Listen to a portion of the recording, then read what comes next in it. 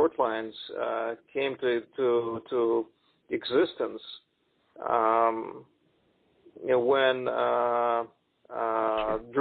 deregulation happened in the 1980, right? The Staggers Rail Act deregulated, and the industry started sawing off, and that's how short lines came to existence.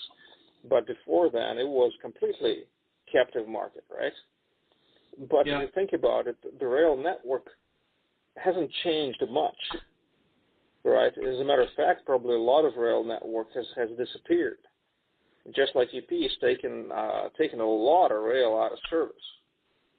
I'm sure this is going on with the rails across the country. They're taken out of service a rail that generates very little revenue, although it may be very beneficial to some customers. So as a result, maybe many customers have even fewer options, fewer choices, are even more stuck, so to speak, right? So it's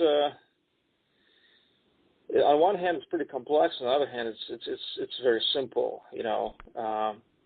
I'd be just curious to find out, what percentage of rail customers really have options. Let's say 2 choices. I'm not talking 3.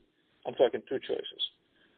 And I'd be surprised to if the answer was more than 10%, right? But again, it's my guess, right? I'm not a railroad expert by any means. Sure. All right, I'm more of an operations guy, so.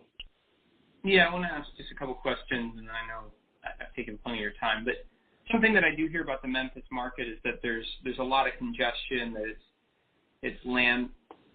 There is no place else for it to expand to, that it is a good hub, but that's very frustrating. Has that been your experience?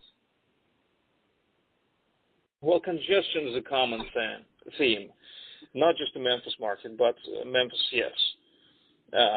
Congestion has been a common word used in describing railroads in general, especially last year, especially as the economy started picking up.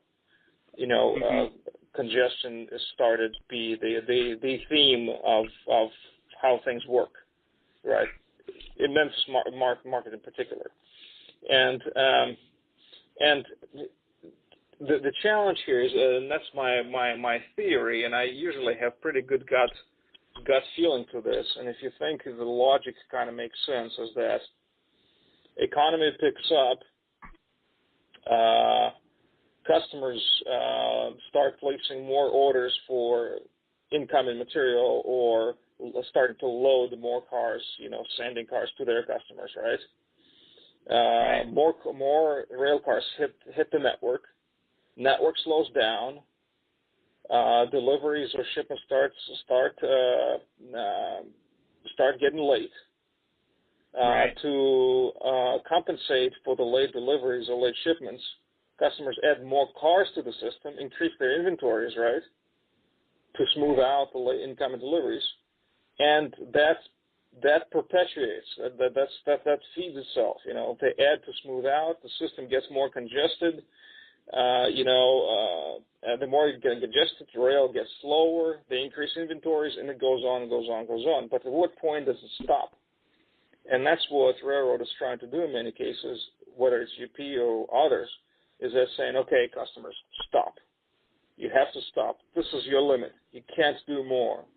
Railroad started getting more aggressive with the E word. Do you know what the E word is?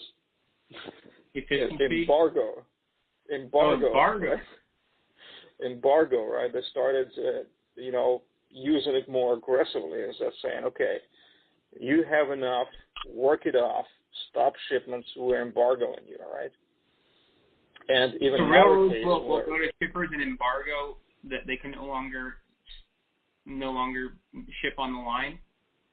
Yes, basically either no longer ship or no longer accept new loads, right?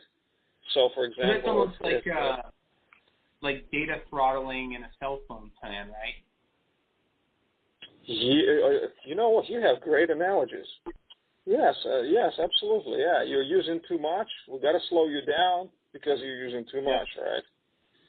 So Yeah, it's close. It's close. Yeah.